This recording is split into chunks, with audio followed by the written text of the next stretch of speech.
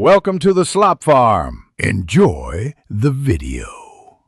You'll begin by launching a paint style app.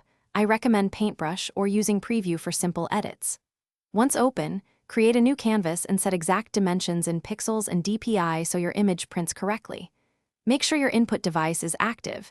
If you use a tablet, confirm pressure and tilt drivers are enabled. Now pick a basic brush and color. You're ready to draw a few strokes to test size, opacity, and responsiveness before moving on. You need to work methodically. Choose the brush tool for freehand, then adjust size and opacity to control line weight. Once done, use the color picker to sample nearby pixels and the fill tool for flat areas. Shapes and text create structure.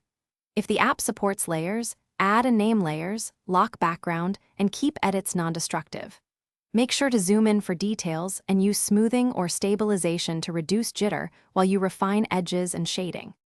You'll finish by saving the native project file so edits remain editable, then export a copy as PNG or JPEG for sharing. Choose PSD if you need layer preservation.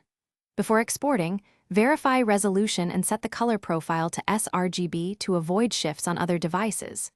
If the app runs slowly, close other apps, restart the program, update graphics drivers, or lower brush smoothing to restore responsiveness. Finally, test the exported file to confirm colors and edges appear as expected.